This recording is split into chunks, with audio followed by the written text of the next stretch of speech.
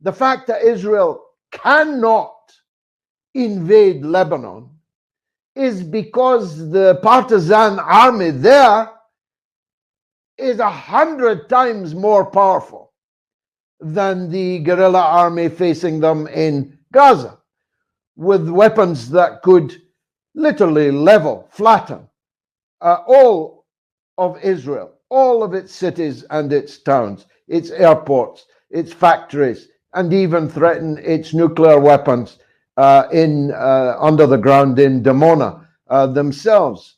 So they cannot fight Hezbollah. They have failed to defeat. I'm not saying Hamas beat them, but as you know, a guerrilla army wins if it does not lose. A conventional army loses if it does not win. And that's what Israel is now facing on its southern and northern front. Palestine's allies in the Yemen, far away in the Yemen, the poorest country in the world, has the means of delivering missiles on Tel Aviv. The Iraqi resistance has the same means or more. The looming presence of an undefeatable Iran, they're all the time talking. Lindsey Graham's constantly talking about attacking Iran, making war on Iran. Iran could defeat the United States in a war. It could sink every American ship in the Persian Gulf. It could bring the world economy to a complete halt. And of course, it has the means of destroying Israel. And who knows what means, in truth, it has. Israel rests on its supremacy as an illegally acquired and held nuclear weapons country. But what if Iran has nuclear weapons? And why shouldn't it? If Israel has nuclear weapons and is threatening Iran, why shouldn't Iran have nuclear weapons? And maybe it does. Maybe it's already got them. Maybe they're a week or 2 or 5 or 10 weeks away. So the whole balance of power in the region has changed, and no amount of floating aircraft carrier targets in the Eastern Mediterranean is going to change that equation. And of course, we now live in a world where Russia and China have effectively become one country, certainly one power, and Russia and China have proved and could easily prove many times over that they are on the side of the new order, the new multipolar world. And so every way you look at it, every way you dice it, it's over. The sun is rising in the east and setting in the west. And instead of negotiating our decline, we have bet everything on a zero-sum game approach. Instead of going for win-win, we've gone for all or nothing. And I'm afraid we're going to be left in the end with nothing. Yeah. Yes. And we can zoom in on the United States a bit now that you bring up the regional consequences. Antony Blinken was traveling or traversing the Middle East once again for what seems like the half dozenth of times, traveling to Saudi Arabia, Qatar, everywhere he can go, talking to the Palestinian Authority. The idea of this has been, and this is what the Biden administration has said, is to prevent a regional war, to de-escalate the situation. That has been the framing. But one of the things that's been quite clear is that while the United States has from the very beginning inflamed regional tensions since Israel has gone on its onslaught, it has also expressed, maybe it's disingenuous, but in my estimation, it is a genuine fear that the United States will get pulled in to a conflict that Israel cannot win regionally. It cannot, as you said, if the U.S. can't defeat Iran, if the U.S. cannot take on Hezbollah, what makes us think that Israel can? So with that said, I wanted to just pull up a graphic because you mentioned Yemen, the Red Sea situation. Constantly, the United States has been saying over the last several days that there is no damage being done, that Yemen is not doing any damage, the Houthis aren't doing any damage. But the Financial Times just wrote an article about this situation, and you mentioned Paper Tiger. Here are all of the U.S. forces scattered about West Asia and, of course, Northern Africa. And we're talking about 57,000 personnel, dozens of military installations, and just untold numbers of weapons. What's going on here? Why hasn't the United States been able to stabilize the situation? Why is it that so many people view Israel as being the one in the driver's seat, even though both you and I know that the United States has a lot of leverage when it comes to its relationship with Israel? Well, Israel is a client state of the United States. And ordinarily, the tail does not wag the dog. But we'll come back to that point. With all of these forces, well, it seems like a decade ago now, but it's only 2 years ago that it's less than 2 years ago, that the United States Army snuck out of Afghanistan like a thief in the night, leaving, I don't know how many hundreds of millions of dollars worth, maybe billions of dollars worth of weapons and equipment to the people they'd just spent 20 years trying to defeat in a war, the Taliban, no less. So it's not hard to believe that the United States can have all this firepower, can have all these men under arms, but still lose to local people, to the natives of the lands that they are occupying. But usually you can see a point. You can say the United States has forces here for that reason. But what is the point of the United States forces in Iraq? Which, I warn American mothers and fathers, is in a Benghazi situation right now. God forbid, but they could wake up one day and that base has been overrun and all the Americans in it killed. The Iraqi parliament has a year ago ordered American forces to leave Iraq. The Iraqi prime minister has just ordered them from the prime minister's office to leave Iraq. And they say they will not leave. Well, what choice does that give the people of Iraq? The parliament wants them out. The prime minister's told them to go. The US says no. Well, what happens next? It's kind of obvious, you know. What is the purpose of the American forces in Syria? In an illegal, isolated, totally surrounded base. That's another Benghazi waiting to happen. And there are many other Benghazis that you could pick out from that graphic that you have just shown. And the point is, it doesn't achieve anything. This projection of American power is showing America's weakness, not its strength. And so I'm asking the American people and the British people as their loyal vassal state to wake up and smell the coffee, to wake up and realize that the world is changed and that no good can come of us pretending that we are still the Roman Empire that can dispatch legions to every part of the world and impose our will. We cannot. And it has been amply proven that we cannot.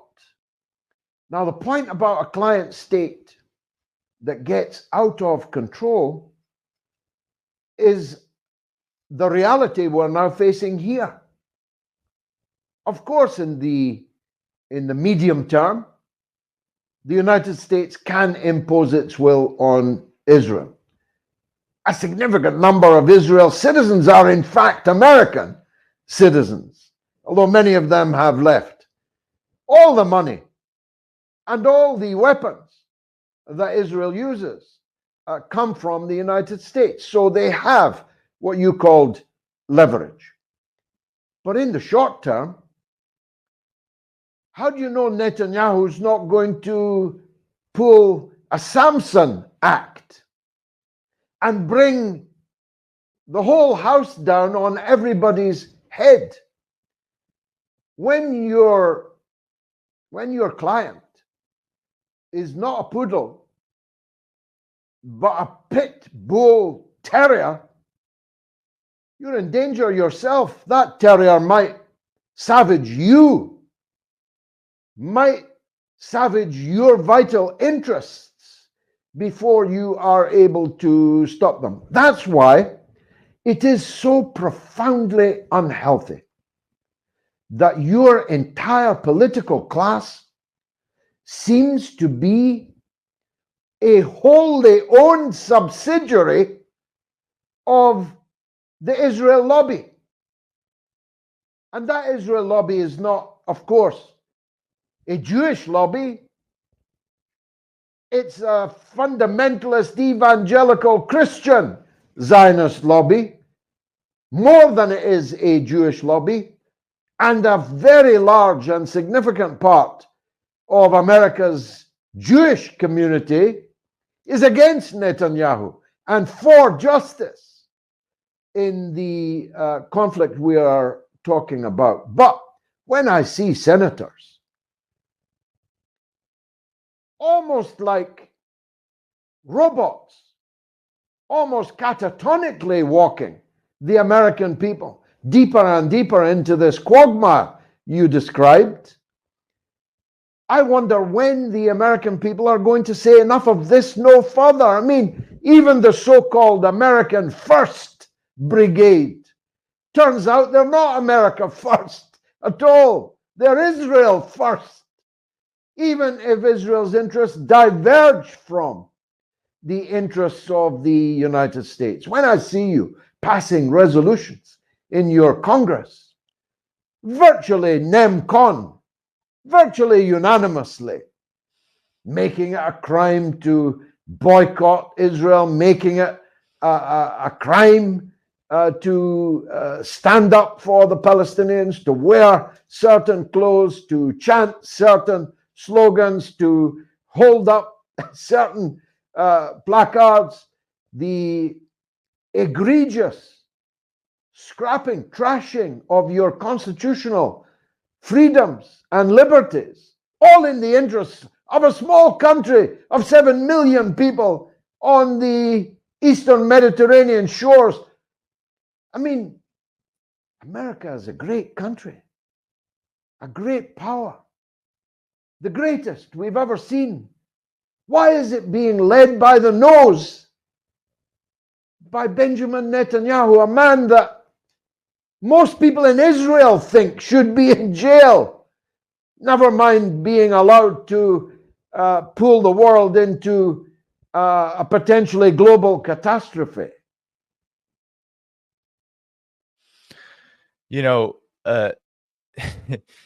you raised the America Firsters, the resolutions in the United States around anti-Semitism and Zionism. It's notable that on these issues, we see complete lockstep unity between those America Firsters who maybe oppose Ukraine funding, like Marjorie Taylor Greene, and also those so-called progressives, quote unquote, like Alexandria Ocasio-Cortez, Cori Bush, etc. They all signed on to the resolution that equates Zionism and anti-Semitism. So I think it's critical to point that out. Now, given this, maybe we can close on the question of Gaza here. Given the situation where it is, intense pressure on Israel, really the United States, I mean, maybe it was always a kind of a Satan sandwich for the U.S. from the very beginning to basically pour everything it could into Israel to have it meet U.S. foreign policy objectives, giving it so much influence in this region, and then being caught in a larger geopolitical picture that the U.S. finds itself in, a failing proxy war in Ukraine, lowering prospects. I think Biden's attempt at a fake rapprochement with China shows that there are dim prospects in Asia. You mentioned Niger and the heroic situation in the west of Africa. Seems like geopolitical prospects for the U.S. are quite dim. And then suddenly on October 7th, when the Palestinian resistance waged this or ignited this recent iteration of the conflict, the U.S., everyone was talking about Israel being caught with its pants down. It seemed like the U.S. was not expecting at all to have to escalate like it has in the Middle East. So, I mean, how does the U.S. adjust to this situation? And what are the implications, do you feel like, for its position in the world? Well, if I know the things I've just said to you about the possibilities that would occur if a wider war was ignited, and I left school at 15 to go and work in a factory, you can be sure that the Ivy Leaguers in Foggy Bottom also know it. I'm not some oracle here. I'm not imparting to you undiscovered truths. The people who rule us, they already know all of these things and more. They must. So that's why America doesn't want a wider regional war. They're telling the truth about that.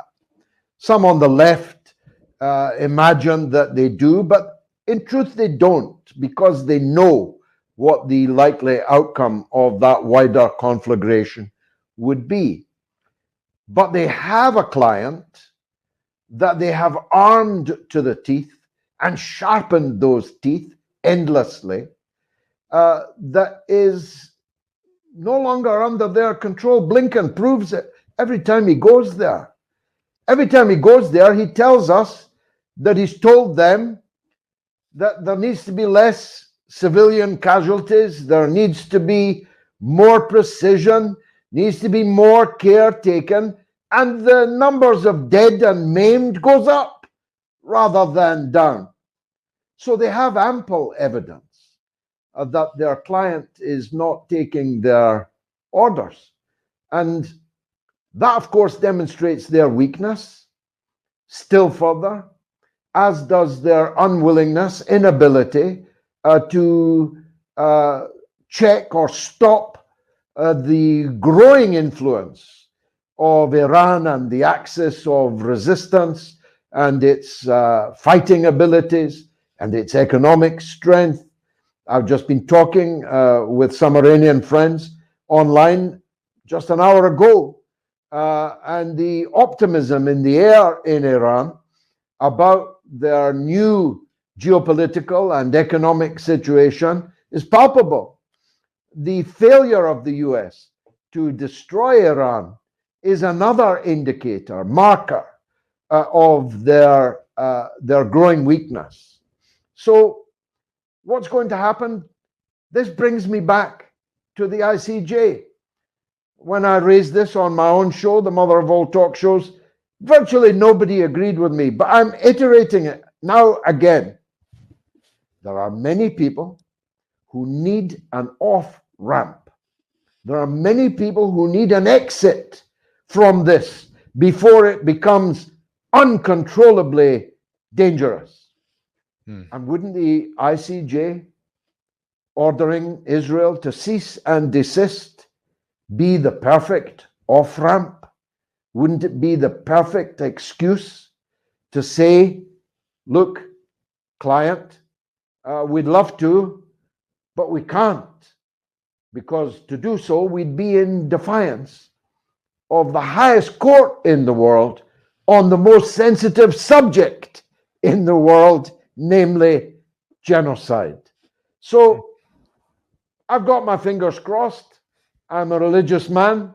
I pray to God that this court delivers a verdict that can save Palestinian lives, save Israeli lives, save Lebanese lives and Yemeni lives, and perhaps save all of us. Yeah. Yeah. And I think the fact that the ICJ will not only hear this case, but will be under immense. Some people have been pessimistic and said, oh, well, the ICJ could take years to rule on this. The Western mainstream media, of course, loves to sow the pessimism. They don't really want to see this explode. But at the same time, there were quite a few number of protesters already outside of The Hague, and worldwide, there's so much attention on this. I'm not quite sure if there's ever been a case, definitely not in my lifetime, of an ICJ case receiving this amount of public scrutiny and attention worldwide.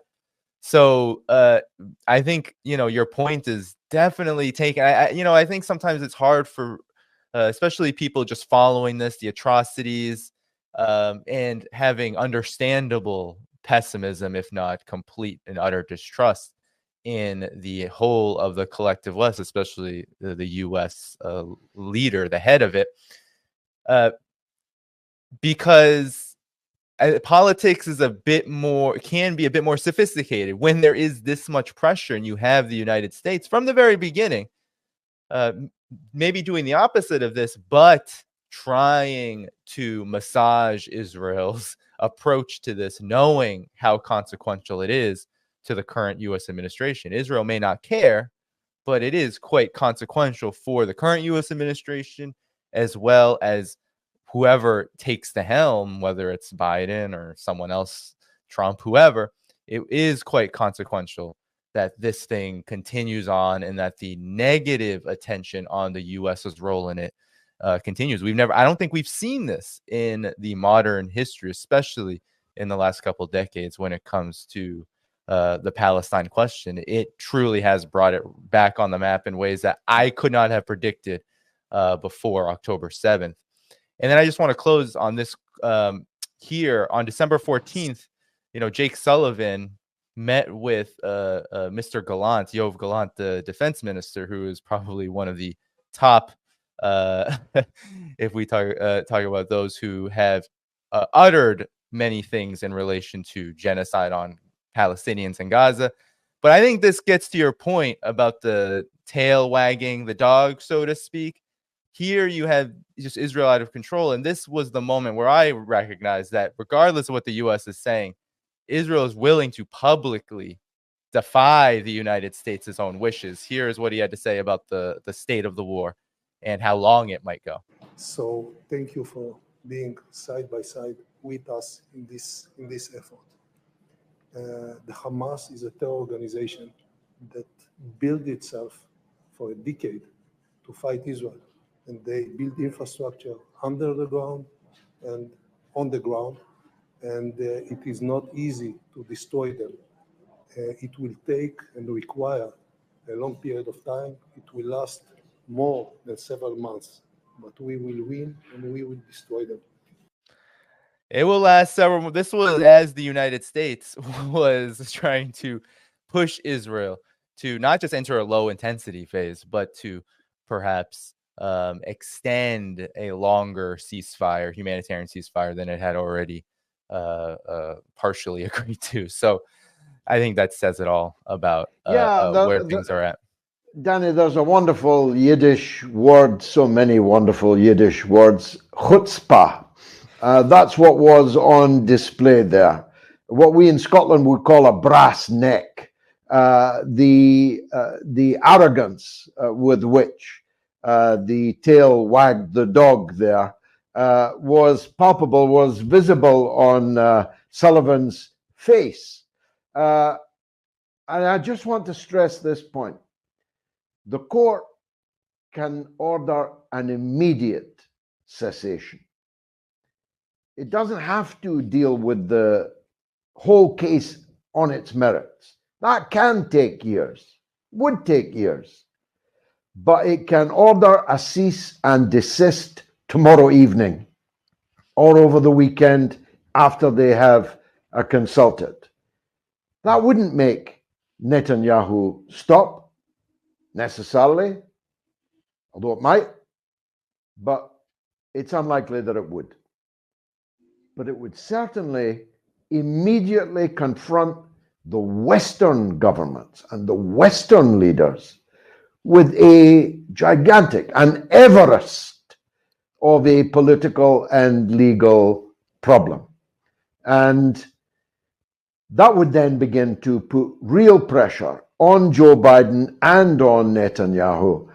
Look, we have to wrap this thing up. We are now in such perilous waters, we could end up on trial in our own countries for breaking a genocide convention which we drew up, we wrote, and we signed, and to which we are bound.